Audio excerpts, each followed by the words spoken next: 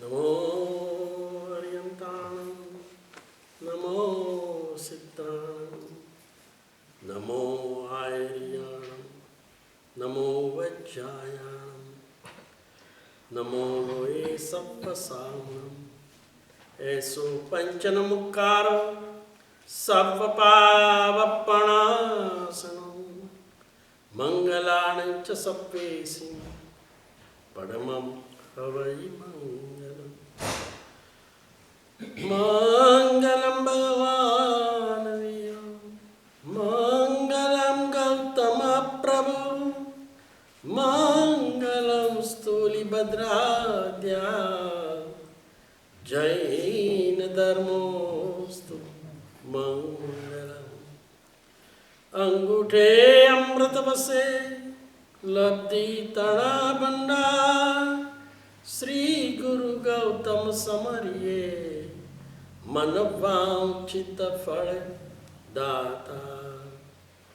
ઓમકાર બિંદુ સંયુક્તમ નિત્યમ ધ્યાયંતિ યોગિનઃ કામદમ મોક્ષદમ ચૈવ ઓમકારાય નમો નમઃ. અજ્ઞાનાતિમિરાંધાનમ જ્ઞાનાંજનશલાકયા નેત્રમુન્મીલિतं येन તસ્મૈ શ્રી ગુરુવે નમઃ. સૌને પ્રણામ. સૌપ્રથમ સ્વાધ્યાયના આ અનુષ્ઠાનની અંદર આપ સર્વે પધારે તે બદલ સર્વેનો અંતઃકરણપૂર્વક આભાર. પર્યુષણા પર્વ પછીનું આ પહેલો સ્વાધ્યાય છે. મારાથી કોઈને પણ મન દુઃખ થયું હોય તો ત્રિવિધે ઈચ્છા. અનંત ઉપકારી વિતરાગ પરમાત્મા અનંતકાળથી આ જીવ સંસારની અંદર દુઃખ, દરિદ્રતા, દુર્ભાગ્ય અને દુર્ગતિ આ ચક્રાઓમાંથી કેવી રીતે આ જીવ મુક્ત થાય અને એવો શાશ્વત સુખનો ભોગતા બની જાય એવી ઉત્કૃષ્ટ ભાવના સાથે આ જીન શાસનની સ્થાપના કરતા. અનંત જીવો આ દુઃખને કેમ પામે છે, એનું સ્વરૂપ શું છે, એની પાછળનું કારણ શું છે, એને જાણ્યા વગર એ દુઃખના બંધનમાંથી છટકવું દુષ્કર છે. પણ એ દુઃખમાંથી છૂટવાનો માર્ગ છે.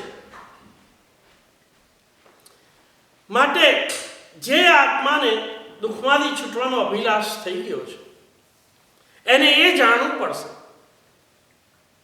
કે દુઃખનું કારણ શું છે. શરીરની અંદર વ્યાધિ હોય અને એ વ્યાધિમાંથી મુક્ત થવું હોય તો સૌ પ્રથમ એનો જે જાણકાર વૈદ્ય કે ડૉક્ટર હોય એ પહેલું તો એ તપાસ કરે કે વ્યાધિ છે કે નહીં. વ્યાધિ છે તો કયા પ્રકારનું વ્યાધિ છે એ જાણ્યા પછી એ નક્કી કરે કે આ વ્યાધિ થવાનું કારણ શું છે. અને એ કારણ જાણ્યા પછી ડાયગ્નોસિસ, પછી એને અનુક્ષીને જે દવા કે ઉપાય કરવાનો એ ઉપાય આપણને બતાવે અને એ ઉપાયનું જો સેવન કરવામાં આવે કેવી રીતે ડૉક્ટરના કહ્યા પ્રમાણે જે પ્રમાણે જો વિધિસર એનો ઉપાય કરવામાં આવે તો રોગથી મુક્ત થઈ શકાય. અહીંયા આગળ એ વૈદ્ય છે રાજવૈદ જીનેશ પરમાત્મા, દર્દી આપણે છે અને દર્દ કયું છે? ભ્રમણનો રોગ. એ ભ્રમણનો રોગનો જે ઉપાય શું છે? દર્દ જાણી લીધું, ભ્રમણનો રોગ. રોગ થવાનું કારણ શું છે? એનું કારણ એક જ પંક્તિની અંદર કહી દે છે. પિત્વા મોહ મહી પ્રમાદ મદિરા, પિત્વા મોહ મહી પ્રમાદ મદિરા દુઃખમ ભૂત સર્વ જગત. આની અંદર જ આ જગતના જીવોનું દુઃખનું કારણ, દુઃખ 4 પ્રકારના આપણે વર્ણન કર્યું. કયા દુઃખ? સરળ રીતે યાદ રહી જાય એ પ્રમાણે: દુઃખ, દરિદ્રતા, દુર્ભાગ્ય અને દુર્ગતિ. સંસારની અંદર જે કોઈ દુઃખો છે, સંસારમાં જે કોઈ વિડંબણા છે, સંસારમાં જે કોઈ આપત્તિઓ છે, સંસારમાં જે કોઈ સંકટો છે, જે કોઈ બેચેની ને વ્યાકુળતા છે, એ બધાનું આ 4 શબ્દોની અંદર વર્ણન થઈ જાય છે. દરિદ્રતા, દરિદ્રતા દ્રવ્યની પણ હોઈ શકે અને ભાવની પણ હોઈ શકે. ભાવની વળી દરિદ્રતા શું? આ પ્રશ્ન થશે. આપણે બધા જાણીએ છીએ દ્રવ્યની દરિદ્રતા. રોજ સવાર પડે છે ને આપણે આ દ્રવ્યની દરિદ્રતા દૂર કરવા માટે ઘેરથી નીકળી પડીએ છીએ. જે કંઈ દ્રવ્યની પ્રાપ્તિ થાય એનાથી આપણી દ્રવ્યની દરિદ્રતા દૂર કરવાના આપણે પ્રયત્નો કરી રહ્યા છીએ. આ તો દ્રવ્યની દરિદ્રતા. પણ ભાવની દરિદ્રતા શું છે? દ્રવ્યની દરિદ્રતા કરતા ભાવની દરિદ્રતા આ જીવને વધારે ત્રાસ આપે છે. દ્રવ્યની દરિદ્રતાથી જે કઈ વસ્તુ પ્રાપ્ત કરવાની હોય એ દ્રવ્ય અને અર્થથી આપણે મેળવી શકીએ છીએ. પણ ભાવની જે દરિદ્રતા છે એ આ દ્રવ્ય અર્થ લાખો કરોડો રૂપિયાથી પણ દૂર થતી. ભોગની અંદર ચૂર બનેલો કરોડપતિ છે કદાચ વર્તમાનની અંદર આપણે એમ લાગે કે સુખીઓ છે, પણ શક્ય છે કે એની પત્ની બેવફા, શરાબ, ગરસ, ચરસ અને ગાંજાનું એને એડિક્શન, આદત, વેપાર ધંધાની 24 કલાકની અંદર અનેક પ્રકારની વિડંબણાઓ ઊભી થઈ હોય, માનસિક રીતે એ ત્રસ્ત હોય અને ઊંઘવા માટેની ગોળી લેવી પડતી, તો કોઈ એને કહી શકે કે દ્રવ્યની દરિદ્રતા છે કે નથી? પણ ભાવની તો દરિદ્રતા છે. અને એ ભોગોની અંદર લંપટ બનેની જે બધા કર્મો એને ઉપાર્જિત કર્યા છે, 5, 10, 25 વર્ષની જિંદગીમાં એને કદાચ કોઈક અનુકૂળતા મળી જતી હોય દ્રવ્યની વપરાશથી, પરંતુ ભાવિ કેવું એનું ભયંકર. માટે શાસ્ત્રકારોએ આ જીવના એક વાક્ય કહી દીધું છે: પિત્વા મોહ મહિમા પ્રમાદ બન્યા. પ્રમાદ, 8 પ્રકારના પ્રમાદ કયા છે. એમાં એક પ્રકારનો આ પ્રમાદ છે મદિરા. મદિરાની અંદર ચકચુર બને. મદિરા એટલે માત્ર આપણે શરાબ લઈએ છીએ એ જ નથી અહીંયા ગણવા, પણ એ મદિરાના ઘૂંટડા પીવા માટે દિવસ અને રાત આપણી પાસે 5 ઇન્દ્રિયો છે. અને એ 5 ઇન્દ્રિયોના વિષયોની અંદર એવા આપણે ગુલતાન બની ગયા છે, પાગલ બની ગયા છે કે જેથી અંદરનું જે નૂર છે, અંદર જે સુખનો ખજાનો છે, જે સર્વોત્તમ આત્માનું અનંત જ્ઞાન, અનંત દર્શનનો અને અનંત સુખનો જે ધણી છે, એને પાગલ માણસ જેમ વિવેકહીન બની જાય છે, એમ આપણે પણ સંસારના પદાર્થો જોઈ અને એમાં ચકચૂર બની જઈએ છીએ. અને એ વખતે આપણો મૂળ સ્વભાવ શું છે, જ્યાં આગળ શાશ્વત સુખનો ખજાનો છે, એના આપણે વિસ્મૃતિમાંથી દૂર કરી નાખીએ છીએ. વિસ્મૃતિ પણ એક પ્રકારનો પ્રમાદ છે, અજ્ઞાન એક પ્રકારનો પ્રમાદ છે, સ્મૃતિ ભ્રંશ એ બીજો પ્રકાર છે પ્રમાદનો. દેહ ગુરુ અને ધર્મનો અનાદર એને કરાવનાર પેલા ભોગ લંપટ થનારા આ જીવો અંદરના નૂરને ભૂલી જાય છે ને મારા આત્માનું કલ્યાણ કેવી રીતે કરવું, એ કલ્યાણનો માર્ગ એ વિસ્મૃતિ બની જાય છે. એ પણ પ્રમાદ છે. સ્મૃતિ ભ્રંશ, અજ્ઞાન, રાગ અને દ્વેષ એ તો જાણે શ્વાસોશ્વાસ છે. આપણે કોઈ પણ વસ્તુ આપણને અનુકૂળ મળે છે અને એમાં રાગ થઈ ગઈ છે. આપણે જોયું કે સંસારના કારણોની અંદર મુખ્ય આ મોહ છે, પણ મોહ જાતે પછી એના બે પુત્રો છે.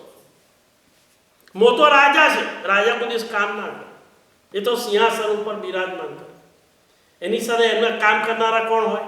મંત્રીઓ, સેવકો, મંત્રી હોય છે. બહુ સરસ વાત છે. પણ એ એને બે મંત્રીઓ રાખે છે જે એમને ખુશ રાખવાનું કામ કરે. મંત્રીઓનું તો કામ એ જ ને કે રાજા ખુશ રહેવો જોઈએ. જો ના ખુશ થઈ જાય તો મંત્રી પંચાલ. સમજવાની વાત છે. એટલે મોહરૂપી રાજાના બે પુત્રો છે, બે મંત્રીઓ છે. એક છે રાગ અને બીજો છે દ્વેષ. આ રાગ અને દ્વેષ કારણ કોઈ પણ વસ્તુ જુએ છે, વસ્તુ, વ્યક્તિ અને પરિસ્થિતિ અનુકૂળ હોય તો રાગ, મોહ, રાગ અને દ્વેષ.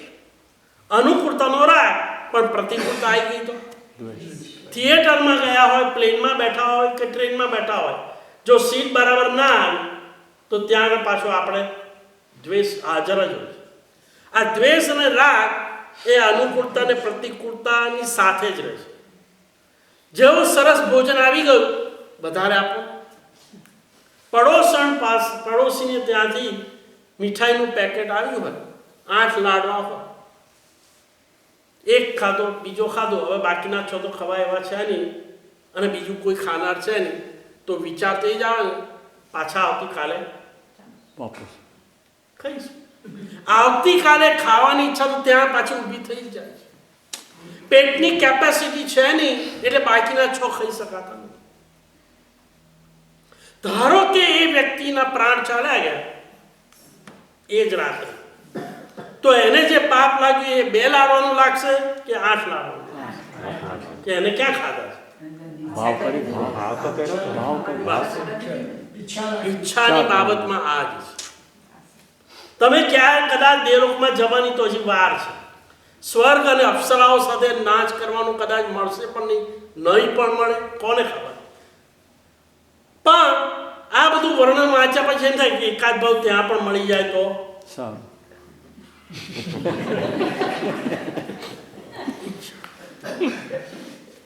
આ ઈચ્છા આનાથી શું બને છે ખબર? સમવસાળની અંદર અસંખ્ય 14 પૂર્વી હોય છે. સમવસાળ આપણને તો એક પૂર્વનું એક બિંદુ પણ નથી આવડતું. અને બધા 14 પૂર્વી કયા લિંગમાં હોય? શ્રાવક લિંગમાં હોય કે સાધુ લિંગમાં?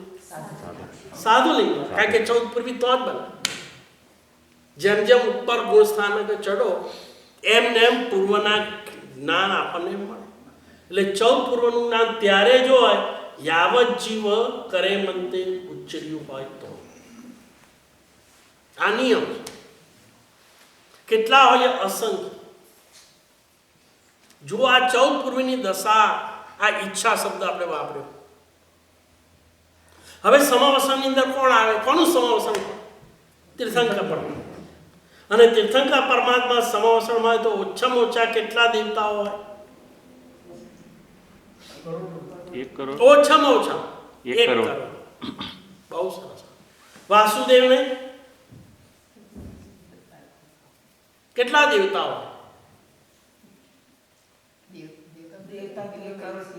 જ્યાં કેટલા દેવતાઓ વાસુદેવને સ્વાધીન હોય? 8,000. અને બળદેવને 16,000. બળને બધું. અને તીર્થંકર પરમાત્માને ઓછામાં ઓછા 1 કરોડ. 1 કરોડ. એટલે સમવસન હોય એટલે ઓછામાં ઓછા 1 કરોડ તો હોય. પ્રશ્ન એમ થાય જગ્યા કેટલી? રાજનગરી નગરીના ઉદ્યાનની અંદર કોઈકનો વિચાર તો આવે જ ને. વિચાર તો આપણે કરીએ જ છીએ કે આ બધી વસ્તુઓ કેવી રીતે થતી. લખનારાએ લખી તો નાખ્યું, પણ આપણે તો તર્કવાળા છે. બધે તર્ક તો મૂકવાનો કે મારા મગજમાં ન બેસે એ વસ્તુ સંભવિત નથી. આ આપણે નિર્ણય લઈને બેઠા છે. એટલે મગજના બારણા બંધ કરીને ભાઈ તારા મગજની એક વ્યક્તિ વહેલી સવારે દરિયા કિનારે ગયો, મસ્તી આવું સરસ વાતાવરણ હતું, એટલે કે ચાલો ફરવા જવું. હાથમાં હતી ફૂટપટ્ટી. હવે ફરવાનું બીજું શું કરવાનું? એટલે એને વિચાર કર્યો કે આ ફૂટપટ્ટીથી આપણે આ દરિયો કેટલો લાંબો છે, ઊંડો છે. એમાં ત્યાંથી એક ઋષિમુનિ પસાર થતા કે શું કરે છે આ? બસ આ ફૂટપટ્ટીથી હું માપું છું કે આ દરિયો કેટલો લાંબો છે, કેટલો ઊંડો છે અને કેટલો પહોળો છે. હવે આ વ્યક્તિનો કેવો કહેવો? આપણે પણ આવું જ કરીએ. આપણી તર્કની બુદ્ધિથી વાપરી આપણે જોઈએ કે આ ભગવાને કહેલું કરોડ દેવતા સમવસનની અંદર કેવી રીતે સમા. એક જણાએ પ્રશ્ન કરેલો કે 20 કરોડ મુનિઓ શત્રુંજય ઉપર મોક્ષે કેવી રીતે? એનું કેલ્ક્યુલેશન બતાવો. શક્ય છે કે અશક્ય છે? એના એ વખતના મેજરમેન્ટ તમારા પ્રમાણે કરો તો 160 કરોડ એક સાથે સમાવેશ થઈ શકે એટલું માપ આવે છે. ના તો 20 કરોડ. મૂળ વાત એ હતી કે 1 કરોડ દેવતાઓ, એમના પાછા દેવતા આવે તો દેવી તો જોડે હોય કે ના હોય? અહીંયા આગળ સામાયિકમાં દેવો હોય ને દેવી ના હોય ઉપર, પણ અહીંયા આગળ તો દેવો સાથે દેવીઓ પણ આવે. એટલે પેલા 14 પૂર્વી છે ને જુએ છે કોણ છે સમવસન, અને એમનું પેલું આ દેવતાઓનો દેવીઓનું અદ્ભુત સ્વરૂપ ત્યાં આગળ હોય છે.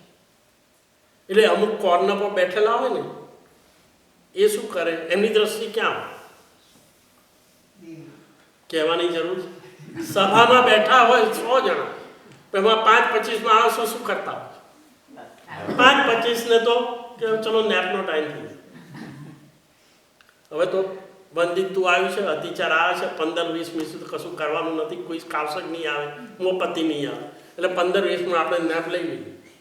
બાકીના 15-25 આગળ પછી જો કોણ આવ્યું, કોણ નથી આવ્યું, કોણ ક્યાં બેઠું છે, કેવું શું કરે છે. 2 ચક્ષુ દ્વારા ગુરુ ભગવાનનું ત્રાટક જેનો શબ્દ વપરાય. દ્રષ્ટિ શક્ય હોય ત્યાં સુધી અપલક દ્રષ્ટિએ ગુરુ ભગવાન આગળ કેન્દ્રિત કરીને જે પાપોનું વર્ણન થઈ રહ્યું છે, આખું વંદિતું છે શું? જે ભૂલો કરી છે, જે અનાડી વેળા કર્યા છે, એનું હવે પ્રાયશ્ચિત કરીને જે આત્મા અશુદ્ધ બન્યો છે, મલિન બન્યો છે, કર્મના પાર્ટિકલ છે, એને શું કરવાનું છે? અત્યારનું શુદ્ધિકરણ. એના માટેની આ એક અદ્ભુત અમૃત પ્રક્રિયા છે. માત્ર 50 ગાથાની અંદર જે કંઈ પાપો આપણે 24 કલાક કરીએ છીએ, કેટલા મોટા પાપો થાય. નાના તો બધા ઘણા બધા છે, પણ મોટા કેટલા? 124.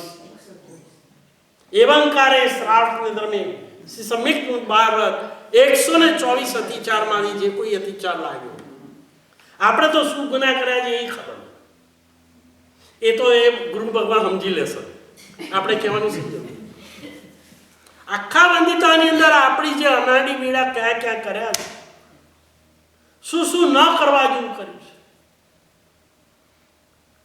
એ બધાનું આપણે પહેલા નિવેદન કરીએ છીએ. અને આપણે ગુનેગાર ગિલ્ટી બોક્સમાં છે. એટલે કેવી રીતે બેસવાનું છે?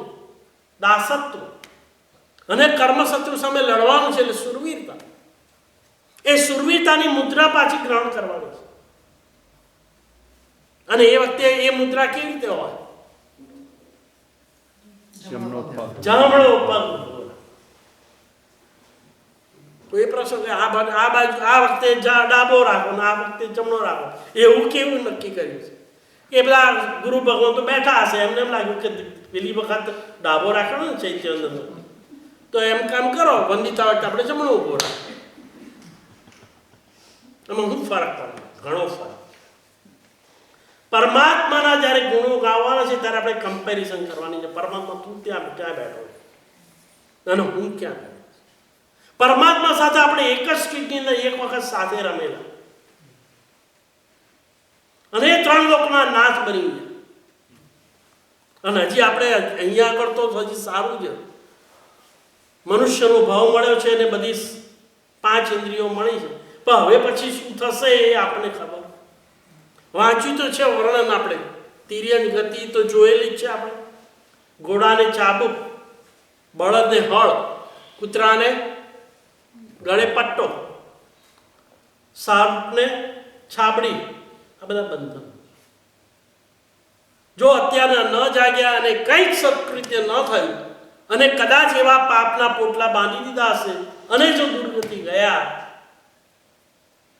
ત્યારે શું આપણે પરિણામ કેવું આવશે? હાથની અંદર જે પાણી રાખીએ અને પાણી કેટલો વખત રહે? શરીર પાણીની અંદર પરપટ અને પરપટો જે બને છે એનું આયુષ્ય કેટલું છે?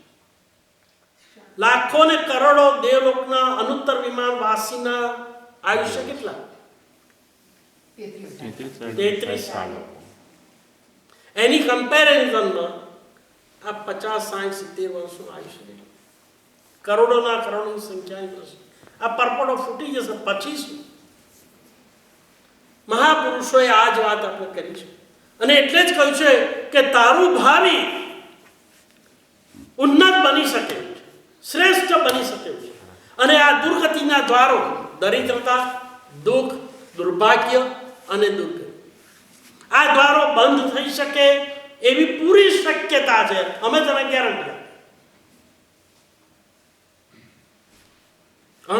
ગેરંટી આપીએ છીએ. અને એ ગેરંટીની અંદર બીજું બહુ કી કરવાનું નથી. 6 માંથી એક જ રસ્તો, 6 રસ્તા બતાવ્યા છે. એમાં 6 ના આધાર કઈ નહીં, એક જ રસ્તો. એ જો રસ્તો તું અપનાવી દે તો તારી સદગતિ ગેરંટી. અને અનંત આત્માઓ આવી રીતે સદગતિ પામ્યા છે. તો પેલા 14 પૂર્વીનું શું પરિણામ આવે છે?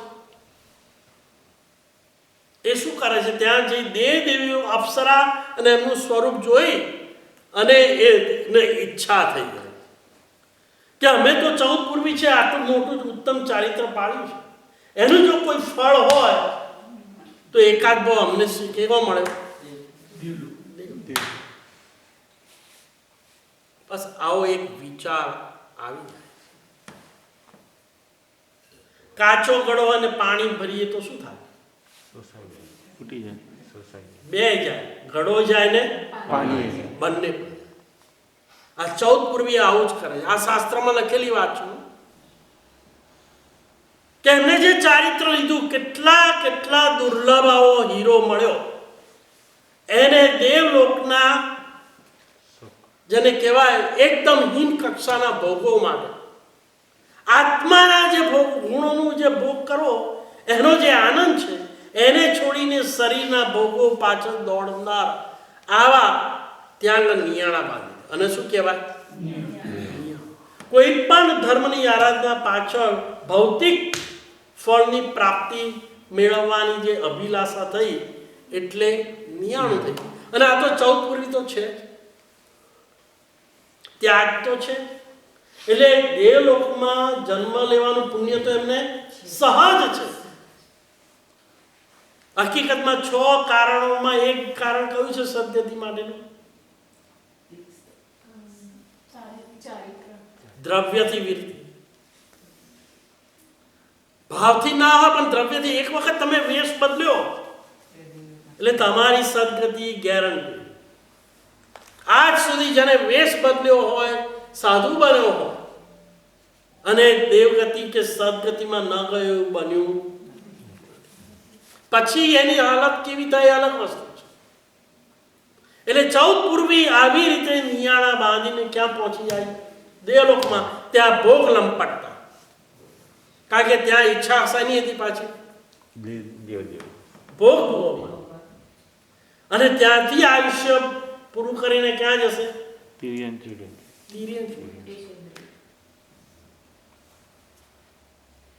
તિર્યંચની અંદર 14 પૂર્વી અને પછી ત્યાંથી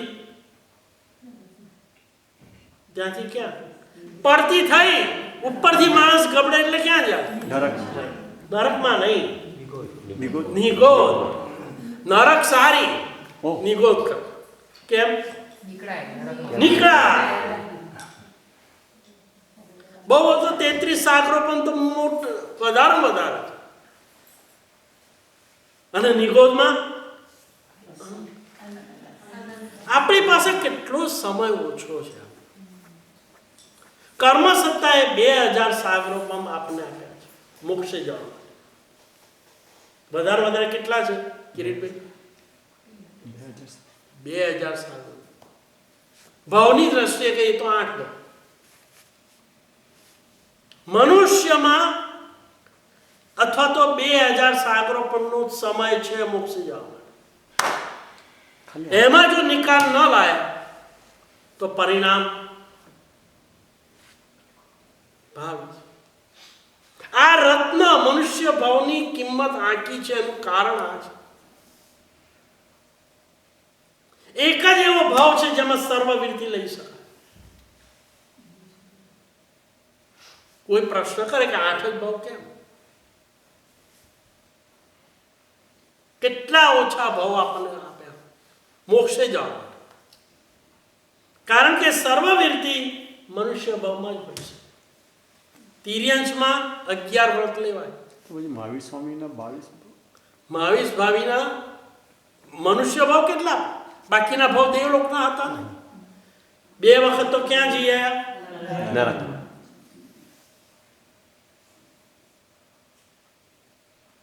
દેવલોકમાં જવાય. પણ મનુષ્ય ભાવ 2000 સાગરો પણ ગણવા. અને એ મનુષ્ય ભાવ મળ્યા પછી પણ સુદેવ, સુગુરુ અને સુધર્મ આ 3 મહારત્નો મળવા એનાથી પણ દુષ્કર છે. અને એ મળ્યા છતાં પણ એને સેવન કરવાની બુદ્ધિ કેટલામાં છે? કેટલું ઉત્કૃષ્ટ વસ્તુ આપણને કેટલા પુણ્યોદયથી મળી છે. આપણે મૂળ વાત હતી મોહ, એમાંથી રાગ અને દ્વેષ. અને એ રાગ દ્વેષ એનું સ્વરૂપ આ રીતનું છે. એમાં મોહનો ખંડણી જે રાજા છે એ મિથ્યા છે. અને બીજું કયું છે? આ પેલા કહી દીધું છે. મોહના 2 મંત્રીઓ રાગ અને દ્વેષ. અને એનો જન્મ આપનાર કોણ છે? રાગનો મિથ્યાત્વ અને બીજું અજ્ઞાન. હવે 2 માંથી કોણ સારું? અજ્ઞાન સારું. કેમ એવું? કારણ કે અજ્ઞાનને ખબર છે, પહેલા તો સ્વીકારે છે કે હું અંધ છું. એટલે મારે રસ્તો ક્રોસ કરવો હોય તો કોઈ માર્ગદર્શક હોય એનો હું હાથ પકડી. હું નથી ક્રોસ કરવાનો, પણ પોતાની બુદ્ધિ પ્રમાણે ક્રોસ કરવા જાય અને 60 માઇલની સ્પીડે કાર આવતી હોય તો શું પરિણામ આવે? એટલે અજ્ઞાનને એટલું તો ખ્યાલ છે હું સ્વીકારું છું કે હું અંધ છું. અને પોતે સ્વીકારે છે એટલે કોઈનો સહારો લેવા પણ તૈયાર નથી. કોઈ પણ વ્યક્તિ સહારો લેવો હોય તો એના અહંકારને શું કરવો પડે? દબાવો, ચૂરો કરવો. પણ હું એમ કહું કે ના, હું બધું જાણું છું, મારે ક્યાં કરવું જોઈએ? આ તો બધું મને ખબર જ છે, હું મારી જાતે કરી નાખીશ, તમારે કંઈ કહેવાની જરૂર નથી. આવું જો વલણ અપનાવે ને ગમે તેમ ગોટાળા મારે અને રસ્તો ક્રોસ કરવા જાય, એનું શું પરિણામ? મને ખબર છે ડિરેક્શન કઈ છે. ખબર ના હોય પણ જે ડિરેક્શનમાં જવાનું ના હોય, 2 માર્ગો, એક જંગલનો હોય અને એક શહેરમાં જવાનું હોય, મને ખબર છે, પૂછે નહીં, અને જંગલના માર્ગે જાય તો પરિણામ શું? તો એને શું કહેવાય? ખબર નથી પણ માને છે શું? ના, હું કરું છું એ સાચું છે. એનું બીજું નામ કદાચ બુદ્ધિનો વિપર્યાસ. એ પણ આ મિથ્યાત્વનું મોહનું જુદું જુદું સ્વરૂપ છે. આપણે જોઈ લીધું કે શંકર અને શંભુના કેસની અંદર એક દૂધપાકની ચીજ માટે એને કેટલો આક્રોશ કરી નાખ્યો અને એ આક્રોશના વિક્ટિમ કોણ બન્યા? પોતાની પત્ની ઉપર પણ એને ઘાત કર્યો, પેલા ફોનને પણ પછાડી દીધો અને પેલો આગંતુક કહેવા આવેલો કે તમે જો દૂધપાક પીધો હોય એમાં પોઈઝન હતું, તમે ડૉક્ટરને બતાવીને ટ્રીટમેન્ટ લઈ લો, એને પણ એને શું કર્યું? 2 તમાચા. આ પદાર્થની અંદર આપણા ઘરની અંદર કોઈ વસ્તુ કાચની તૂટી, તમને ખબર જ નથી, આવી રીતે બધું હેન્ડલ કરો છો, કેટલું નુકસાન કરો છો. એમ કરીને જે આક્રોશ કરી દઈએ અને હવે એમાં કોણ નાથી ફૂટે છે એના પર આધાર છે. પછી બીજી વાણી કઈ આવે, નોકર હોય તો અમુક શબ્દો બોલી દઈએ, બહાર નથી તારા પગારમાંથી પૈસા કાઢી લઈશ, ત્યાં એના પર આક્રમણ કર્યું. એ વખતે એના દિલનું શું થાય? આપણે નોકર છે ને શેઠ આપણને આવું કહે છે તો આપણા દિલનું શું થાય? કાચનું વાસણ તૂટી જાય તો કદાચ બીજું મળી જાય, પણ દિલ તૂટે તો પાછા આ જ વ્યક્તિ અષ્ટપહરી પૂજા કરનારા હોય, અઠ્ઠી કરનારા હોય, પર્યુષણ કરનારા હોય, સંવત્સરી પ્રતિમા કરતા હોય, આંબેલની હોળીઓ કરતા હોય, આ બધું તો કરવાનું છે. પણ ક્યાંય પ્રતિકૂળતા આવે એટલે અંદર બેઠેલો જે પેલો છે ને એ પછી બહાર આવે છે. 2 પ્રકારના કૂવા છે, એક ખાલી છે અને એક ભરેલો છે. એકમાં ડોલ નાખો ભરેલો હોય તો પાણી ડોલમાં આવે, પણ અંદર પાણી ના હોય તો આવે. પણ પાણી બહાર આવે એનો અર્થ શું? અંદર કૂવામાં શું છે? એટલે આપણે શાંતિથી બધું સાંભળતા હોય ને સામાયિક કરતા હોય, પણ એ ક્યાં સુધી? જ્યાં સુધી બહાર બધું અનુકૂળ છે ત્યાં સુધી. પણ કોઈ પ્રતિકૂળ બને તો પાછો તૈયાર જ છે. એનું કારણ શું બને છે? અહીંયા મિથ્યાત્વ કેવી રીતે લગાડો? તમે કહો છો મિથ્યાત્વની તમે વાત કરો છો ને આ કષાયની વાત કેવી રીતે સંબદ્ધ છે? કારણ કે એ વખતે મિથ્યાત્વ ઉદયમાં આવે છે. ખબર નથી જે કાચનું વાસણ આજે તૂટ્યું, જેને કારણે આક્રોશ થયો, આવેશ થયો અને ન બોલાય એવી ભાષા બહાર આવી, એની પાછળ આપણે ભૂલી ગયા કે એ કાચનું જે વાસણ હતું એ ફૂટવા માટે સર્જાયેલું છે. એ જળ છે, જળનો સ્વભાવ સડન ફડન અને વિધ્વંસ. આજે નહીં તો કાલે ફૂટવાનું તો હતું જ. ફૂટવાનું હતું કે નહીં? એમાં આજે તૂટી ગયું. કારણ કે કોઈ પણ પદાર્થ નિત્ય છે, અનિત્ય. પ્રશ્ન એ છે કોઈનાથી ફૂટી ગયું, પણ પોતાનાથી ફૂટી ગયું એ તો વસ્તુ છે, ફૂટી પણ મેં તો મારી ભૂલ નહોતી. તમે આ રીતે મૂકીએ તો ભાન નથી મૂકતી હોત. જો શબ્દો કેટલા બદલાઈ. નોકરના હાથે ફૂટી ગયું એ શબ્દોને ટેપ કરે નોકર, અને પોતાનાથી ફૂટી ગયું અને પછી ટેપ કરે, અને પછી શાંતિથી છે ને સાંભળવા. પ્રસંગ તો એનું એ છે, વસ્તુ તો એનું એ છે, પણ આપણો એનું કારણ શું છે? વસ્તુ અનિત્ય છે એવું જે કહ્યું છે શાસ્ત્રકારોએ, એ જે સત્ય છે ને એ આપણે શું કરીએ છીએ? સ્વીકારવા તૈયાર નથી. એ સ્વીકારીએ છીએ જ્યારે આપણો સ્વાર્થ હોય, ત્યારે આપણાથી તૂટી જાય ત્યારે એ સ્વીકારી દઈએ છીએ. પાછું કહીએ ખરું આ વસ્તુ છે, ફૂટવાની છે તો ફૂટી જાય, એમાં હું શું કરું, એમાં હું શું કરું? કેટલો આમ સોફ્ટ ઇઝી શબ્દ આવે. અને પેલાનો તો હરામખોર ખબર નથી પડતી. ત્યાં શું છે? કેમ પોતાના માટે શબ્દો જુદા અને બીજાના માટે જુદા? કારણ કે પોતાના ઉપર શું છે? રાગ. દુનિયાની અંદર વધારે રાગ કોનો? કોઈ પણ વ્યક્તિ પોતાનો. પછી પત્ની આવે, નંબર 2 આવે, અને પછી મોલક. તો એનો જન્મ આપે છે કોણ? આ કથા.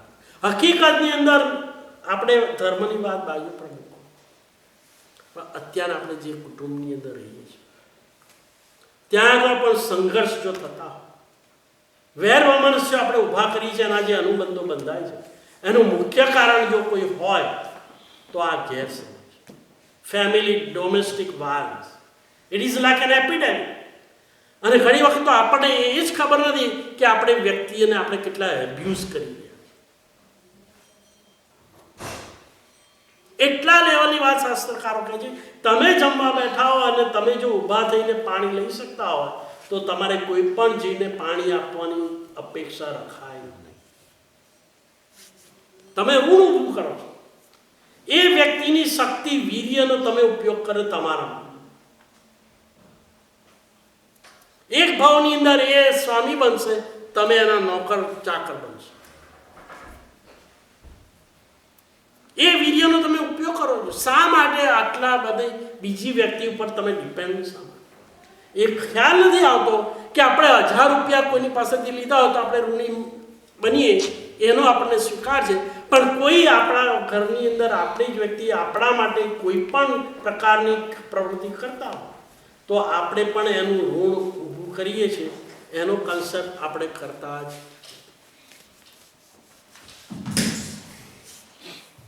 આના માટેની વાત છે કે બીજું જે સ્વરૂપ છે એક મિથ્યાત્વમાંથી ઊભો થયેલું. આપણે હઠાગ્રહની વાત કરી, ત્યાર પછી વાત કરી આપણે પૂર્વગ્રહ. પેલા રાજુના કેસની અંદર પત્ની ઉપર એની પોતાની માતા જે અપરમાતા છે એના પર જે અવિશ્વાસ થયો એને કારણે એ બંનેનો સંબંધ કેવો હતો? વિશ્વાસ એ તો આપણા જીવનનો શ્વાસ. આ અવિશ્વાસને કારણે કેવા પરિણામો ઊભા થાય છે એ પણ સમજવાની વસ્તુ છે. અને ત્યાર પછી ત્રીજું આવે છે આ કદાગ્રહ. પોતાની માન્યતા સાચી અને આવી પોતે ઊભી કરેલી, પોતે માનેલી આ માન્યતા એ કેવી રીતે ઘર્ષણ ઊભા કરે છે સામાન્ય માણસોને નહીં, પણ પંડિતો પણ આની અંદર શું થઈ જાય છે? અહંકારની અંદર લપસી પડે. 2 પંડિતો હતા. એ બંને પંડિતો ગુરુકુળની અંદર અભ્યાસ કરે છે. ન્યાયશાસ્ત્ર, નીતિશાસ્ત્ર, જ્યોતિષશાસ્ત્ર, વ્યાકરણ, ગણિત, સાહિત્ય વગેરે વગેરે વગેરે ઘણી બધી કળાઓની અંદર એમનો અભ્યાસ થાય છે. અને બંને લાભશંકર અને ગૌરીશંકર આ બધી વિદ્યાઓના પારગામી બની. ગુરુકુળની અંદર એમને પદવી આપી બંનેને પંડિત. અને ત્યાર પછી પોતાના ગામ તરફ હવે એ પાછા ફરે છે. વર્ષોની સાધના કરી, ગુરુ દક્ષિણા આપી હવે નીકળ્યા છે ગામ તરફ. ઘણું ગામ દૂર છે, 2-3 દિવસ થઈ જાય છે. એટલું ચાલવાનું છે. માર્ગની અંદર અનેક પ્રકારની 2 જણા છે, બંને પંડિતો છે, એટલે ઘણા બધા વિષયોની ચર્ચા વિચારણા ચાલે. એમ કરતા કરતા હવે નજીક જ આવ્યા છે, પણ હજી પોતાનું ગામ નદીની પેલે પાર છે. હજી 1 રાત બાકી છે. ચાલતા ચાલતા નદીની ના તટ આ બાજુ આવ્યા છે. સાંજ પડે છે. એમને વિચાર્યું કે હવે નદી પાર કરવાનો સમય છે, સાંજ પડી ગઈ છે, કેવી રીતે પાર કરે? ત્યાં આગળ એક નાવી એની હોડી હવે બાંધી રહ્યો છે ઘર તરફ જવા માટે. સાંજ પડી ગઈ છે, કોઈ હવે એના ગ્રાહકો રહ્યા નથી અને એને બાંધી દીધી છે. ઘર તરફ જવાની તૈયારી કરે છે અને આ 2 પંડિતો ત્યાં આગળ આવે છે અને પેલાને કહે છે કે અમારે નદી પાર કરવી છે, પેલે પાર અમને તું મૂકી દે અને પછી ત્યાં આગળ અમે ધર્મશાળામાં રહી, બીજે દિવસે સવારે અમે અમારા ઘેર પહોંચી જઈશું. પેલો નાવિક કે બધા જ ગ્રાહકો જતા રહે છે, સાંજ પડી છે, મારી પત્ની ને બાળકો બધા રાહ જુએ છે. બંને પંડિતો વચ્ચે ચર્ચા ચાલી રહી છે કે શું કરવું. એમાં એક લાભશંકર એમ કહે છે કે પદાર્થ વસ્તુઓ રાખીએ તો કંઈક કામમાં આવે. મુશ્કેલી સમયે પણ પદાર્થની જરૂર હોય છે, એટલે કંઈક તો વસ્તુ જોડે રાખવી જ જોઈએ. અને જે ગૌરીશંકર હોય છે એ એમ કહે છે કે પદાર્થો રાખીએ કે ના રાખીએ પણ એની મૂર્છા ન રાખવી જોઈએ. કોઈ વસ્તુનો ત્યાગ કરવો એ જ ધર્મનું લક્ષણ છે, એવું આપણા ગુરુએ કહેલું છે. પેલો એમ કહે છે કે વસ્તુ રાખવી જોઈએ, એટલે ગૌરીશંકર કહે છે કે વસ્તુનો ત્યાગ કરવો. પેલા નાવિક પાસે જાય છે, કહેવાય અમને તું પાર કરી દે. નાવિક કહે હું સાંજ પડી ગઈ છે, મારે ઘેર જવું છે, અત્યારના જવાય એવું છે નહીં, તમે અહીંયા આગળ રોકાઈ જાઓ, સવારે હું તમને પીરે પાર લઈ જઈશ. તરત જ પેલા લાભશંકરે શું કર્યું? 2 રૂપિયા બતાવ્યા. એટલે નાવિકે સારું ચાલો હું તમને નદીને પાર મૂકી દઉં છું એમ કરી 2 રૂપિયા આપ્યા અને પેલાને બંનેને નદીની પીલે પાર મૂકી દીધી. આ બાજુ ધર્મશાળા હતી, બંને જણ રોકાયા છે ઓવરનાઇટ. સવાર પડશે અમે ગામ તરફ આપણે આગળ વધીશું. તેમાં પાછું રાત્રે બંને જણ ચર્ચા કરી. એમાં લાભશંકરે કહ્યું કે તું કહેતો હતો ને વસ્તુ જોડે નહીં રાખવું જોઈએ, ત્યાગ એ જ ધર્મનું પ્રાણ છે. જો મેં રૂપિયો ન રાખ્યો, ન આપ્યો, તો આપણે નદીની પાર આવી શક્યા ના હોત અને ત્યાં જંગલમાં રહેવું પડે. વાત બરાબર છે? મેં રૂપિયો ન રાખ્યો અને ન આપ્યો તો આપણે જંગલમાં ઓવરનાઇટ રોકાવું પડે. એટલે મેં રૂપિયો રાખ્યો તો કામ, એટલે રૂપિયો રાખો. લાભશંકરની આ વાત છે. બરાબર લાગે છે? નથી લાગતું? સરસ વાત. શું લાગે છે બધાને? રૂપિયો રાખવો જોઈએ કે મુશ્કેલીમાં કામમાં. વાત બરાબર છે કે નહીં? બધા બરાબર છે. વ્યવહાર દ્રષ્ટિથી બરાબર છે. નિશ્ચય. અને પછી એનો જવાબ આપ્યો કે નાવિકે આપણને પાર કર્યો તે રાખ્યો એટલે નહીં, રૂપિયો ત્યાગ કર્યો એટલે તને પાર કર્યો. હવે બોલો, રાખ્યો એ મહત્વનું છે કે ત્યાગ કર્યો મહત્વ? બરાબર. પણ હોય નહીં તો ત્યાગ શું કરવાનો?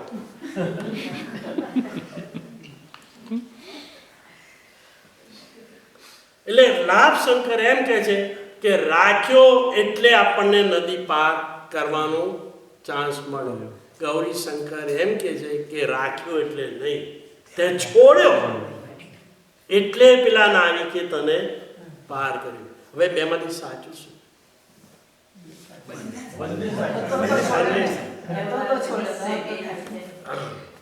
હું વાત છે કે સત્યના 2 પ્રકાર છે. આપણે આગ્રહ રાખીએ ભાઈ એમાં થયું શું? બંને લાભશંકરે કે મેં રાખ્યો એટલે હું સાચો, અને ગૌરીશંકર શું કહે? તે છોડ્યો એટલે પેલા. બંને શું થયું? બંને પ્રત્યે બંને ત્યાં ઝઘડ્યા, વાદ વિવાદ કરવા બેઠા. બંને વચ્ચે ઘર્ષણ થઈ ગયું. એટલે સવારે નક્કી કર્યું તારે આમ જવું, મારે આમ. હવે આપણે 2 ભેગા જવું. આમ જોવા જઈએ બંને સાચા, વ્યવહારિક સત્ય એનો મેળ કરવો કે તારી વાત પણ સાચી. હવે આ વાત ક્યાં મૂકવાની? ઘેર ઘરમાં કોણ 2 જ મુખ્ય રહેતા હોય? વાત બહુ સામાન્ય છે, પણ સંઘર્ષ અને સમસ્યાઓ ઊભી થતી હોય એનું કારણ એક જ છે, સામેની વ્યક્તિને આપણે ખોટી પાડવા માટે અનેક પ્રકારની યુક્તિઓ અને પ્રયુક્તિઓ કરીએ અને એનો આનંદ પાછો માણીએ, તો જ આપણો અહંકાર ઉભો રહે ને. એને કારણે કેટલાક કોન્ફ્લિક્ટ્સ, અને આ કોન્ફ્લિક્ટ્સ ઊભા કરનાર એમ પેલા 2 પંડિતો ઘર્ષણ ઉપર ઊભો કરી ઝઘડી પડ્યા ને. બેનો અત્યાર સુધી મેળ હતો, સાથે રહ્યા, સાથે ભણ્યા, સાથે પંડિત થયા, પાછા પણ સાથે હતા, પણ આ પ્રસંગ બન્યોમાં આ વાત આટલી જ હતી. લાભશંકર કે ના મેં રાખ્યો એ જ સાચું એટલે રાખવું જોઈએ, અને ગૌરીશંકરે ના તે ત્યાગ કર્યો એ જ સાચું છે માટે ત્યાગ કર્યો. વાસ્તવિકતા એ છે કે બંને સાચા છે. એમાં ગૌરીશંકરે એવું પણ કહેવાની જરૂર નથી તું ખોટો છું ને હું સાચું. કેટલી વખત આપણે આ શબ્દો પ્રમાણે આપણે ઉપયોગ નથી કરતા કદાચ, પણ આપણું વલણ કેવું હોય છે? ના હું કહું એ જ સાચું. આનું નામ જ કદાચ. કેમ એમ ના કર્યું કે કદાચ મારી ભૂલ પણ હતી, તું પણ સાચી, તો આ ફરી આપણી પ્રમાણે ના મારે ડાયમંડ લેવો છે 5,000. અત્યારે ડાયમંડની કંઈ જરૂર નથી. શું શું કરા 5000 ખર્ચ? આપણે પેલા કામ છે પેલા બધા પ્રોજેક્ટ ત્યાં આગળ આવું ના હતું. મારી વાત સાચી ના લેવો જ જોઈએ. આપણે એક કામ કરીએ, બીજે જરા જોઈશું ત્યાં કરે આ 3000 સારું, તમે કહો છો સારું. હવે બીજે જ્યારે જવાનું ત્યારની વાત છે. પણ ના અત્યારે ડાયમંડ નથી લેવાનું. તને આ કરશું શું? આ શું કર્યું? હવે આ જે બોલ્યા પેલા દિલને જે તૂટી ગયું, હવે એના રિપરકશન બીજામાં થશે. નથી થઈ રસોઈ ના, કેમ નથી કરવાનું? તમને કહ્યું તો ખરું, એક ડાયમંડ માટે તમે આવું બધું કર્યું. અમે વૈતરું શાના માટે કર્યું? જો આ બધી હવે આ ચેપ્ટર બીજું 1 વર્ષ ચાલે. વાત તમને ખબર પડે કે નહીં? આ પ્રોબ્લેમ અહીંયા છે. બધી સગવડ હોવા છતાં કુટુંબમાં અશાંતિ, અસંતોષ. અને આ વસ્તુ છે ને સામાયિક કે સ્નાત્ર પૂજા બધી ખબર ના પડે. ઘણા બધા સ્નાત્ર પૂજા ભણાયા, પણ પછી જો વલણ જો ઘરમાં આવું જ હોય તો કર્યું શું અત્યાર સુધી? જે ભગવાનની અષ્ટપ્રકારની પૂજા કરી, એ વિતરાગની પૂજા કરીને કરતા આપણો રાગ જો બિલકુલ 1% પણ જો ઓછો ન થયો તો પૂજાઓ શેની થઈ? શેના માટે કરી? What we are doing? કઈ પરિવર્તન નથી લાવવાનું. તો મોક્ષ માર્ગ પૂજા એ સાધન હતું, સાધ્ય નહોતું. એના દ્વારા વિતરાગતા તરફ જવાનું. એનો એક અંશ જ ન આવ્યો. અને જે કઈ વસ્તુ મળી અને આ સારી છે, આ સારી નથી. શેના માટે? આ સાડી સારી છે, આ સાડી સારી નથી. આ ઘરનું સારું છે, આ સારું ખોટું ક્યાંથી આવી જાય છે? શબ્દો જ ક્યાંથી આવે? જો વિતરાગનો જૈનત્વ જેનામાં હોય એને સારું શું ને ખોટું શું? ના આજે ગરમી છે, અરે આજે ઠંડી. અરે ગરમી શું ને ઠંડી શું? આટલું સહન નથી કરતું. તમે 9 દિવસ આહાર ઉપર કંટ્રોલ કરી શકો, 8 દિવસ 28 ઉપર જો ખોરાક ઉપર કંટ્રોલ કરી શકો, તો મન ઉપર ક્યારે કંટ્રોલ કરવાનો? એનો કઈ સેપરેટ ટાઈમ છે? ભગવાને સહન કેટલું કર્યું? બધા જ ભગવાનનો જન્મ રાજ ફેમિલી બધા રાજપુત્ર જ. કોઈ પણ તીર્થંકર એવા ના હોય કે બીજે ત્યાં જન્મ લે. બરાબર છે? અને 1 કરોડ ને 12.5 લાખ રોજનું જે દ્રવ્ય, સોના મોરનું દ્રવ્ય દાન થતું હોય, એમને ત્યાં સાહેબી કેટલી હશે? આ બધું છોડીને જંગલની વાટે ભગવાન જાય છે. એ ભોગવવા માટે જાય છે કે સહન કરવા? તો આપણે કોઈના પણ આપણને પ્રતિકૂળ લાગે એવા વાક્યોને આપણે સહન કરતા કેમ નથી? જૈનત્વ જે પામેલો હોય એનું લેવલ થ્રેશોલ્ડ અહીંયા, જે ન પામેલો હોય એ લો. એટલે જે વ્યક્તિ પ્રતિકૂળતા આપે એમાં એ વખતે એના પર આવેશ, આક્રોશ શબ્દથી કે વ્યવહારથી કરવાને બદલે આપણે એ પણ ત્યાં આગળ સમજી શકીએ કે ભગવાન આ સ્વરૂપ કર્યું છે. બધા જ જીવો કેવા છે? સર્વે જીવા કમવસ્સ, સર્વે જીવા કમવસ્સ. બધા જીવો કેવા છે? કર્મ. 14 રાજ ભમંત. આ વાક્ય છે ને મગજમાં કોતરી નાખો. સર્વે જીવા કમવસ્સ 14 રાજ ભમંત. 14 રાજ. એમાં દેવગતિ પણ આવી ગઈ, નરક પણ આવી ગઈ, અને તિર્યજ પણ આવી ગઈ, અને મનુષ્ય પણ આવી ગઈ. બરાબર છે? તો એ વખતે જ્યારે પ્રતિકૂળતા આવે, આ મોટો ઉપવાસ, આ માસક સમય, પેલો દ્રવ્ય ઉપવાસ છે, પણ પ્રતિકૂળતાને સહન કરવી એ તો સારું થયું કે આ પ્રતિકૂળતા આવી ગઈ. કારણ કે પ્રતિકૂળતા શેને કારણે આવી? કોઈ કર્મ ઉદયમાં એવા કર્મ નહીં કારણે, અસાતા વેદની અથવા અંતરાય કર્મ. હવે એ ભોગવી લીધી શાંતિથી, એટલે પેલું જે કર્મ હતું મલિનતા, વસ્ત્ર શુદ્ધ થઈ ગયું. એનો અર્થ એવો થયો ને કે પેલાએ પ્રતિકૂળતા ના આપી હોત તો વસ્ત્ર મલિન. તો પ્રતિકૂળતા આપનારો ઉપકારી બન્યો કે ઉપકારી ન બન્યો? ફરી ઉપકારી. તો એમાં વ્યાકુળતા કઈ, એમાં શબ્દોમાં કેમ ફેરફાર થઈ?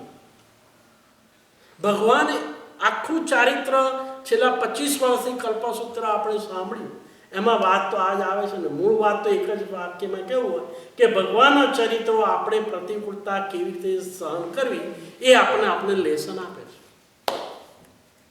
That's it. બધા તીર્થંકરોના ચરિત્રો વાંચીને સારાંશ જો કાઢવો હોય તો પ્રતિકૂળતાઓ સહન કેવી રીતે કરવી જોઈએ અને પ્રતિકૂળતા આવે ત્યારે આપણું વલણ કેવું હોવું જોઈએ, બસ એ જ વાત આપણને શીખવાડે. કદાગ્રહનું આપણા આ એક સ્વરૂપ છે. હજી કદાગ્રહ આગળ ચાલે છે. કેટલો ટાઈમ? 10 મિનિટ. 10 મિનિટ. તો એ કદાગ્રહ ની વાત આપણે કરી. આ કદાગ્રહના પરિણામો એટલા ભયંકર છે. એને કારણે માત્ર વ્યક્તિગત લેવલ ઉપર તો નહીં પણ સમૂહ લેવલ ઉપર પણ કેવા પરિણામો આવે છે એનો આ ઇતિહાસ જૈન દર્શક. જૈન આગમો લખનારાએ ભગવાનનું ચરિત્ર લખ્યું. એની સાથે સાથે બીજું પણ શું લખ્યું ખબર છે? કે જૈન શાસનની અંદર બળવાખોર કોણ હતા અને કેવા હતા એનું પણ વર્ણન. જેમને ભગવાન ઉપર પણ સામે પણ બળવો ઉપયોગ કર્યો. આજે જૈન શાસન જ્યારે ભગવાન મહાવીર હતા ત્યારે જે હતું એનું જે કોન્સ્ટિટ્યુશન, એવું કોન્સ્ટિટ્યુશન આજે રહ્યું છે કે નથી? એમાં કેટલા બધા પરિવર્તન આવ્યા છે અને પરિવર્તન લાવનાર અને એને કારણે એની બ્રાન્ચીસ ઊભી કરનાર જો થયું હોય એનું કારણ આ પણ છે બળવાખોર. શાસ્ત્ર શબ્દની અંદર શું વાપરવામાં જ ખબર? નિર્નવ શબ્દ. ભગવાન મહાવીરના નિર્વાણ પછી એવા કેટલા નિર્ણયો થઈ ગયા? કેટલા થયા? 8. આપણે એક નિર્ણયને વિચાર કરીએ કે એને આ બળો કેમ કર્યો અને કેવી રીતે કર્યો અને એમાં મુખ્ય ફેક્ટર કયું હતું. અહીંયા પ્રશ્ન વ્યક્તિગત રીતે કદાગ્રહ કરવો એના કરતાં સમૂહની અંદર જો કદાગ્રહ થાય, સંઘની અંદર, એનું શું પરિણામ આવે અને એની જે વિરાધના થાય છે એ તો ભવ સંસાર એટલો બધો વધારી દે કે ના અમે આમ જ કરીએ. અને એની અંદર પાછું શાસ્ત્રનું પ્રમાણ ના હોય, એ તો પોતાની બુદ્ધિ ફળદ્રુપ જમીનમાંથી ઉપજાઈ કાઢે. ક્યાં એનો તમને ઉલ્લેખ મળે છે? પણ અમને આ સગવડી લાગે છે. એવા ભગવાન મહાવીર પરમાત્માના નિર્વાણ પછી 524 વર્ષ પછી દસપુર નગર જે અત્યારના અયોધ્યા છે, એ દસપુર નગરની અંદર તમે કદાચ નામ સાંભળ્યું પણ હશે. આર્ય રક્ષિત સુરી મહાન આચાર્ય થઈ જેમને સંપ્રતિ મહારાજાના જીવનો ઉદ્ધાર કર્યો. એ પેલા ભિખારીને દીક્ષા આપનાર એ ભિક્ષુ એ આ સંપ્રતિનો આગલો ભાવ એનો જીવ. એ આર્ય રક્ષિત સુરી એમના સમુદાયની અંદર પણ મહાન વિદ્વાન હતા. પૂર્વોના આગમોના પારવા જાણકાર. એમાં 3 જે મહાન આચાર્યો થઈ ગયા એમાં એક ફાલ્ગુ રક્ષિત જે એમના ભાઈ, બીજા હતા ગોષ્ઠા માહી જે એમના મામા થતા, અને ત્રીજા જે આચાર્ય હતા એ પુષ્પમિત્ર. આ 3 એ વખતે સમર્થ આચાર્ય ભગવાન ગણાતા. હવે આ 3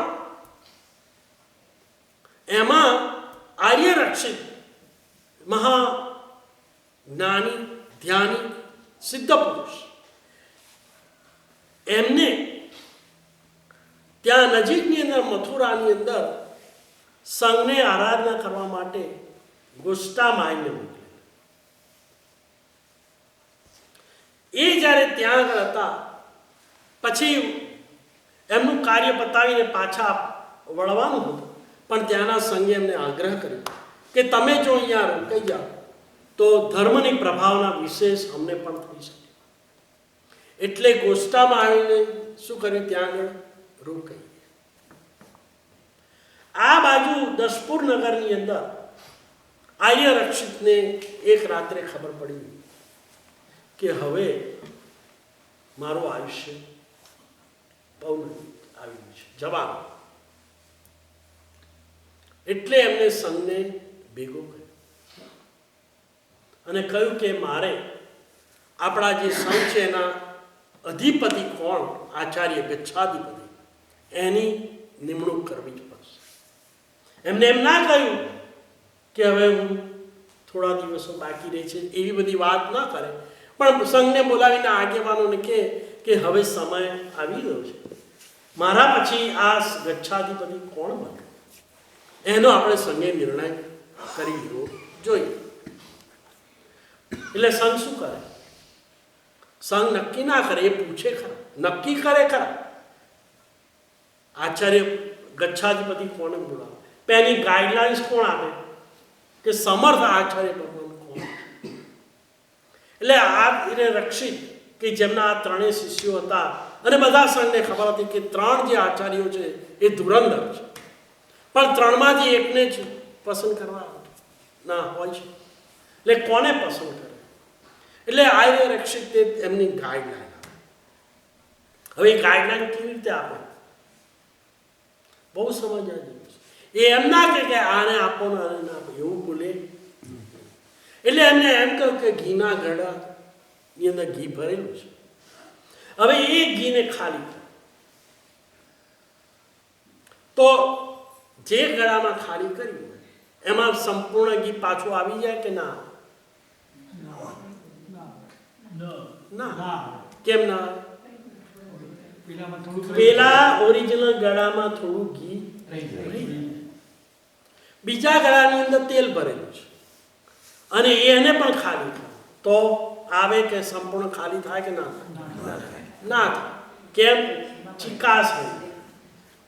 ત્રીજા ગળાની અંદર વાલના દાણા ભરેલા અને ખાલી કરો, એ બધા આવી. એટલે એમને એમ કહ્યું, પોતાના ભાઈ માટે એમ કહ્યું કે ફાલ્ગુન રક્ષિત એમને મેં આપ્યું છે એ ઘીના ગળાની જેમ આપ્યું અને એમને ગ્રહણ કર્યું છે કેવી રીતે? ઘીના ગળામાંથી ખાલી થતું હોય એવી રીતે. બીજા જે ગોષ્ઠામાહિલ છે એમને પણ ગ્રહણ કરી છે, પણ કેવી રીતે ગ્રહણ કરી છે? તેલના ગ્રહણ. પણ પેલા પુષ્પમિત્ર છે એમને વાલના ગળાની જેમ ગ્રહણ કર્યું. ખ્યાલ આવી ગયો શું કહેવા માંગે? શબ્દો પણ વાપરવાની અંદર કેટલો વિવેક હોય. મેં કહ્યું ને, તમારે એમ લાગે કે આ પ્રમાણે પેલા કહે છે પણ નથી કરવું, તો નથી કરવું એવા ડોર બંધ નહીં કરી. વિવેકપૂર્વક અત્યારે નથી, આપણે સાંજે જઈશું ત્યારે જતા આવીશું. વાત તો એની એ જ છે, ઘેર જઈને આવું બધું ના કરતા હો. પણ શબ્દો એવા હોવા જોઈએ કે સાંભળનારના કાનની અંદર મીઠાશનો રણકો, કે ખીલા ઠોકાય એવો કાનની અંદર શબ્દો, એવા શબ્દો ન. એની એ જ રજૂઆત આપણે કરવાની હોય છે. પણ તમે કયા શબ્દો વાપરો, કારણ કે શબ્દ પણ એક શક્તિ છે. આ રીતે આર્ય રક્ષિત આચાર્ય સંઘને વાત સમજાવી અને 24 કલાકની અંદર આર્ય રક્ષિત કાળ એટલે સંઘ પાછું ભેગું થાય. અને આગેવાનો મેં કહ્યું ગચ્છાધિપતિ આચાર્ય ગચ્છાધિપતિ કોણ નક્કી કરે? સંઘ. ગાઈડલાઈન લે પણ નક્કી કરનાર સંઘ છે. એટલે સંઘે ભેગા થઈને કોને બનાવ્યા ગચ્છાધિપતિ? પુષ્પમિત્ર. એ વખતે ગોષ્ઠામાહિલ ક્યાં હતા? મથુરા. એમનું કાર્ય પતાવી, સંઘની વિનંતી પછી પતિ એમનું કાર્ય પતાવી હવે એ પાછા આવે. ત્યાં આગળ એમને ખબર પડી કે ગુરુ ભગવાન કાળ ધર્મ પામ્યા.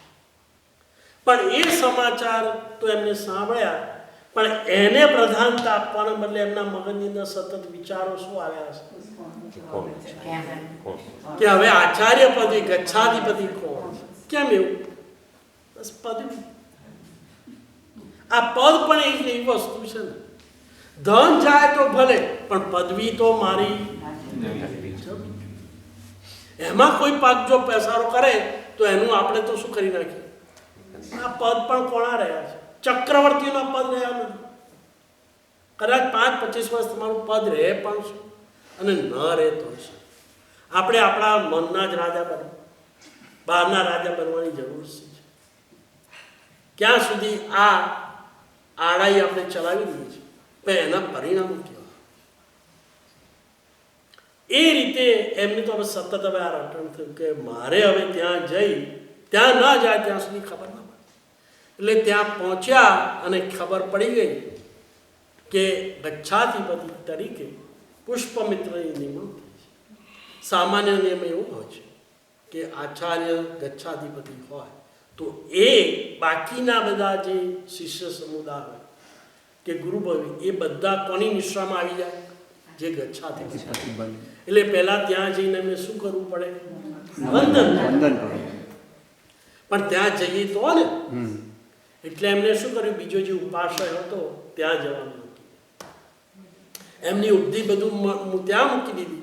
પછી ખાલી બીજે દિવસે સવારે મળવા ખાતર એ આવ્યા અને ત્યાં આગળ વાચના તો ચાલતી જ હોય. ત્યાં આગળ બેઠા. પછી ગુરુ ભગવાન તે વાચના પછી કહ્યું કે તમારે પણ અહીંયા ઉપાશ્રમમાં જ આવતું, તમે બીજા ઉપાશ્રમમાં કેવી રીતે રહ્યા? પણ એવું તો કેવી રીતે કહેવાય? એનું કારણ શું છે? પણ એ તો ત્યાં રહ્યા નહીં અને ચાલ્યા ગયા. ત્યાર પછી એમને ગમ્યું નહીં, એટલે હવે પેલી વાચના ચાલે છે. વાચનામાં આવ્યા છે. હવે કરવું શું? પદ તો મેળવે ખરા, પણ એ પદ શોભે ક્યારે? એમને અનુસરનારા બધા અનુયાયીઓ હોય તો. એકલા એકલા તો પદ શું કામ? એટલે હવે એમને શું બીજું વિચારાય કે મારે પણ કોણ હોવું જોઈએ? અનુયાયી સમુદાય. હવે એ સમુદાય પાછું લાવો ક્યાંથી? જે મૂળ સમુદાય હોય એમાંથી જ આવે ને. હવે મૂળ સમુદાય જે હોય એમાં 500 કે 1000 કે 5000 હોય, એમાંથી કેટલાકને મારા કરું તો પછી મારું પદ વધે. શું ભાઈ? એટલે હવે જુદા કેવી રીતે? જો આનું પરિણામ શું આવ્યું છે? વાત સામાન્ય લાગે છે, પણ એનું રિઝલ્ટ શું આવ્યું? હવે વાચના ચાલે છે, એમાં વિદ્યા પ્રવાહ આગળનું એક 8મું એક ચેપ્ટર છે અને એની અંદર વાત આ રીતે આવે છે. વાચના ચાલી કે આત્મા અને કર્મનો સંયોગ 3 રીતે થઈ જાય છે. આ બહુ અગત્યનું છે. એક એવો સંયોગ છે જે બદ્ધ કહેવાય. બદ્ધ એ કહેવાય કે ખીલી હોય લોખંડ, એને દોરીથી બાંધી દીધી અને જે સંયોગ થાય દોરી અને એક ખીલી અને 2 ખીલી, એવો જે સંયોગ થાય એ બદ્ધ કહેવાય. એમ આત્મા અને કર્મ એકબીજા સાથે બંધાયેલા છે, પણ એવા છે એકમેક નથી થયા, પણ એક સાથે રહી ગયા, સ્પર્શ્યા. એ બદ્ધ. બીજું પૃષ્ઠ એ કહેવાય કે ઘણી બધી ખીલીઓ કેટલાક વખત સાથે પડી હોય. વરસાદનું પાણી પડે, કાટ લાગે, એ કાટને કારણે એક ખીલી બીજી ખીલી સાથે શું સંધે. હવે એને જુદી પાડવા માટે શું કરવું પડે? રસાયણ. પેલી તો દોરીથી બાંધેલા, દોરી ખોલી નાખી એટલે છૂટા પડી ખીલીઓ. એ પ્રકારનો જે બદ્ધ હોય કર્મ અને આત્માનો, એ કેવો કહેવાય? બદ્ધ કહેવાય. અને એ તો સામાન્ય રીતે કરેલા પાપોનો આપણે અતિચાર કે નિંદા કરીને કરીએ એટલે છૂટા પડે. આ એક પ્રકાર. પૃષ્ઠ જે હોય એમાં કાટ રાખ્યો હોય, પછી કેમિકલ્સ વાપરવાનું, એટલે એ બધા કર્મો કેવી રીતે છૂટા પડે? ઉપવાસ કરો, આમેલ કરો, તપ કરો વગેરે વગેરે. એટલે એ જ પ્રકારનો જે સંયોગ કહેવાય એ પૃષ્ઠ. અને ત્રીજો જે છે, બધી ખીલીઓને ઉકાળી ગાળીને એક રૂપ બની જાય અને પછી જે લોખંડનો એક ટુકડો બને જેને છૂટી પાડી શકાય એને નિકાચ. આવી રીતે જો કર્મ અને આત્માનો સંયોગ થઈ ગયો હોય પછી તો એના પરિણામો કટુ ભોગવવા. આ વાત જાણીને હું એક પ્રશ્ન કરું કે આપણી પાસે અત્યારના તપસ્યા સિવાય બીજો કયો રસ્તો છે કે બાંધેલા કર્મો છૂટા પાડી શકાય? સ્વાધ્યાય. બીજું સવાર અને સાંજ પ્રતિક્રમણ. આજે થયેલા આજે છૂટા પાડી દો, શુક્રકાળની રાહ જુઓ. કારણ કે પરિણામો જેટલા વિશેષ રહે એ પરિણામો અંદર શું બને છે? પછી ઘોળાય છે, ચીકણા બને છે, ઘૂંટાય છે. એ પાછા અશુભ પરિણામ બીજા કર્મોને લાવે છે અને બધા કર્મોનું રસાયણ બની જાય. પછી બંધમાંથી એ જ કર્મો પૃષ્ઠમાં જાય અને પૃષ્ઠમાંથી એ જ કર્મો શું બને? નિકાચિત બને. હવે નિકાચિત થઈ ગયા પછી 24 કલાક સામાજિકમાં બેસી રહો તોય કશું ના. એટલે આપણે શું કરવાનું? કર્મો નિકાચિત બને એ પહેલા પેલા પૃષ્ઠ બને એ પહેલા બદ્ધ કક્ષામાં હોય ને ત્યારે શું કરી નાખવાનું? પ્રતિક્રમણ કરવાનું. એટલે તો 12 કલાકની લોન્ડ્રી કરવાની, 24 કલાકની નહીં, 12 કલાકે લોન્ડ્રી કરવાની. કોઈ પ્રશ્ન પૂછ્યા હવાનું પ્રતિક્રમણ સાંજનું પ્રતિક્રમણ 2 વખત કેમ? એનો જવાબ કે લાગેલા હજી હમણાં જ લાગ્યા છે, જલ્દી સાફ કરી દો. નહીં તો એ જ કર્મો કેવા બની જશે? ચીકણા. પછી ઉપવાસ કરવા પડશે, આમેલ કરવા પડશે. હવે સવારને સવાર કિચનમાં ફરતો હોય માણસ, હવે એનો ઉપવાસ કેવી રીતે થશે? અને ઉપવાસ બહારથી તો કરી નાખે પણ જીભ તો પારણા ક્યારે આવે? મોહનથાળ હશે કે નહીં? ચૂરણની ગોળી નહીં મળે તો હવે આના ઉપવાસ કેવો કે ના કે? જીવ શું કરે? 24 કલાક ખાય છે. સાધુ ગોચરી વાપરે તો એનો ઉપવાસ કરે અને સાવક ઉપવાસ કરે તો પણ ખવડો. સાંભળ્યું બરાબર? કારણ કે મન કિચનમાં છે, દ્રવ્યોમાં જ ફર્યા કરે છે. ચલો આજે ઉપવાસ કરીશું, કાલે પાછું પારણું કરશે, રાબડી આવવાની જ છે. તથ્ય શું હતું? આહાર ઉપર કંટ્રોલ. એટલે આ 3. તો આ વાચના સાંભળ્યા પછી જે સભાની અંદર ગોષ્ઠામાં બેઠેલા એમને એમ કહ્યું કે કર્મ અને આત્માનો જે સંયોગ તમે આ રીતે રજૂ કર્યો એવું શાસ્ત્રમાં છે નહીં. કારણ કે જો એવું માની લઈએ એક શીરની જેમ તો પછી કર્મો ક્યારે છૂટા જ ના પડે તો આત્માનો મોક્ષ કેવી રીતે? આ રજૂઆત કોણે કરી? ગોષ્ઠામાં. એટલે એમને આ સર્વજ્ઞ ભગવંતોએ આગમમાં લખેલું જે પેલા પુષ્પમિત્રએ કહ્યું એ માન્ય નથી અને ભર સભામાં એમને આ રજૂઆત કરી કે હવે એ રજૂઆત કરી એ ખોટી છે તો સાચું શું છે? તો એમણે એમ કહ્યું કે સાપ જેમ કાંચળી હોય છે અને કાંચળી બહારનું જ કવર હોય છે, એ કાંચળી છોડી દે ને સાપ છૂટું થઈ જાય, એવી રીતે કર્મ અને આત્માનો સંયોગ છે એટલે છૂટા પડે છે. હવે આનો નિર્ણય કોણ લે? કોણ સાચું છે ને કોણ ખોટું છે? ત્યાં નિર્ણય કોણ લે?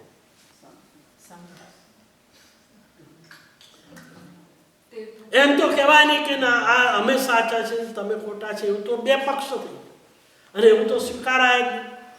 પ્રોબ્લેમ ત્યાં છે. મારું સાચું જો ખોટું ઠરે તો હું બધાની દ્રષ્ટિએ કેવો બનવાનો? નીચો.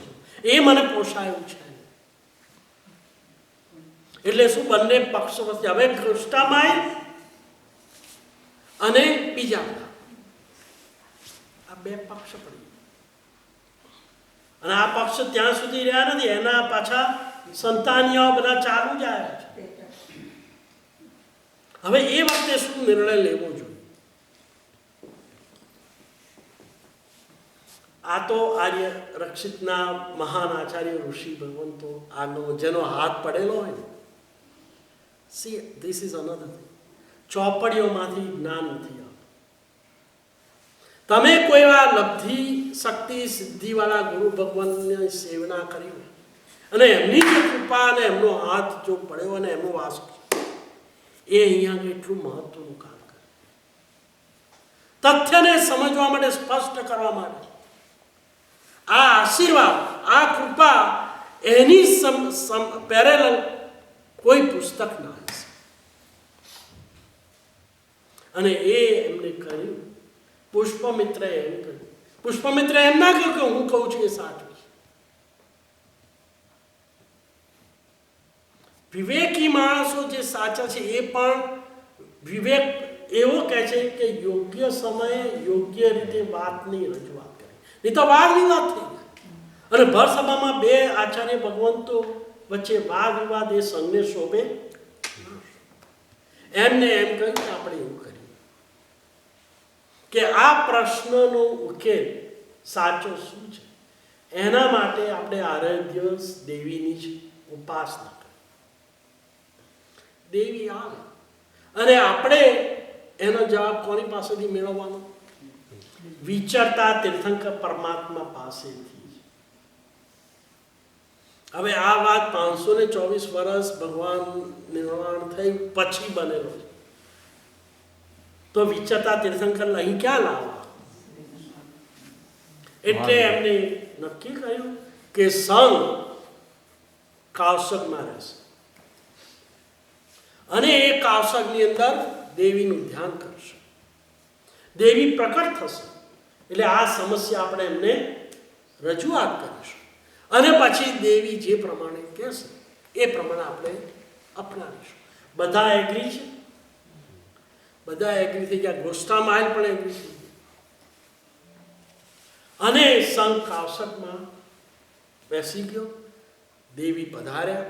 શું સંઘ ઉપર પ્રશ્ન? શીશ દેવનું કામ આ છે. દેવી આપણી સાધર્મિક છે, એ સન્માનીય છે, પૂજનીય નથી. કારણ કે બધા દેવ અને દેવી વધારે ચોથા ગુણ સ્થાન. અને શ્રાવક દેવ દેવી પચકાણ કરે ના, કારણ કે અવૃત્તિનો ઉદય છે. શ્રાવક પચકાણ કરે? શ્રાવક ઉપવાસ કરે, સામાયિક કરે. દેવી સામાયિક કરે ના કરે, અવિરતી છે. તો દેવ જો શ્રાવક જો પચકાણ કરતો હોય, સામાયિક લેતો હોય, એ કયા ગુણ સ્થાનક હોય? પાંચમા ગુણ. કયું ગુણ સ્થાનક ઊંચું? પાંચમું ગુણ સ્થાનક. તો એટલે તો કહ્યું છે કે દેવાવી તમ નમમ સંતિ જસ ધમ્મે સયામ. દેવો અને દેવીઓ પણ શું કરે છે? જેના હૃદયની અંદર આવો વીરતી ધર્મ વસ્યો છે આંશિક, પણ એને દેવ અને દેવીઓ પણ શું કરે છે? નમમ શાંતિ, નમસ્કાર. એનો અર્થ એવો થયો કે શ્રાવક અને શ્રાવિકા દેવ દેવીઓને પાંચમા ગુણ સ્થાનક વાળો ચોથા ગુણ સ્થાનકને પૂજાને સેવા ના કરે. સન્માનીય છે, એનું સન્માન કરવાનું છે. આમાંથી આ એક સારાંશ નીકળે છે. પણ દેવી આવ્યા અને એમનું કામ આ છે, સંઘ રક્ષક જ છે. બધા દેવ દેવી કોણ છે? સંઘના રક્ષક છે. જ્યારે જ્યારે આફત આવે, મુશ્કેલી આવે, ત્યારે દેવ દેવીનું ધ્યાન એ વખતે આવતા. અત્યારના તો તમે 360 દિવસ બેસો તો કોઈ ના આવે, કારણ કે બધા દુરાગ્રહ લઈને બેઠા છે. પરિણામો જ ક્યાં જશું કે મારા આત્માનું શું થશે? આપણે પદને માટે લડીએ છીએ, પણ આત્મા માટે તો લડતા નથી. દેવી આવ્યા અને સમસ્યા શું છે કહી. એટલે એમ કહ્યું કે તમે કાવસક ચાલુ રાખો. એ કાવસક સંઘ કરે છે, એની શક્તિથી હું મહાવિદ્ય ક્ષેત્રમાં સિમંદર સ્વામીના સમવસરમાં જઉં છું અને આ પ્રશ્ન હું એમને પૂછીશ. આમ કાર્ય આપણને બહુ સહેલું લાગે છે, પણ આ આવું કાર્ય ક્યારે બની શકે છે? અને સંઘ કાવસકમાં છે. દેવી ત્યાં આગળ સિમંદર સ્વામી ભગવાનના સમવસમાં જાય છે. દેશના અંતે આ પ્રશ્ન કરે છે કે આત્મા અને કર્મનો સંયોગ કયા પ્રકારનો છે? એના અંગેની એક દ્વિધા ઊભી થઈ છે. એનો તમે સાચો જવાબ આપો. એમને રજૂઆત કરી કે પુષ્પમિત્ર શું કહ્યું અને ગોષ્ઠામાહીને શું કરે, બંનેની રજૂઆત કરી અને સિમંદર સ્વામી પરમાત્મા કહે છે કે જે રજૂઆત પુષ્પમિત્રે કહી છે એ જ તત્વથી સાચી છે. દેવી આવે છે, આ રજૂઆત કરે છે.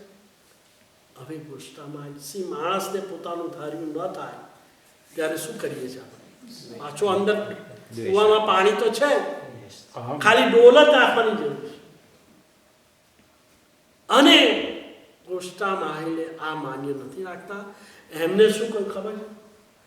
આ દેવીની બુદ્ધિ જ નાખી, એ ગઈ જ નથી સિમંદર સ્વામી. આટલે શું? અને ત્યાંથી એ જુદા પડી ગયા. સંઘ પાછો ભેગો થયો અને વિતરાગ સર્વજ્ઞ ભગવાનના આગમોથી કોઈ વિરુદ્ધ પ્રવૃત્તિના સંઘમાં ન થાય એટલે સંઘે શું નિર્ણય કર્યો ખબર છે? ગોષ્ઠામાહીને સંઘમાંથી પછી એમને એમના પોતાના જ્ઞાન તો હતું, સિદ્ધિઓ તો હતી, પોતાના અનુયાયીઓ ઊભા કર્યા અને આ રીતે જૈન સંઘની અંદર એક જુદી બ્રાન્ચ ઊભી થઈ, પણ એમને માન્યતા અપાવી નહીં. કદાગ્રહ, હવે આ કદાગ્રહ એવો છે વ્યક્તિ લેવલ પર હતો, એની ઇફેક્ટ શેમાં થઈ?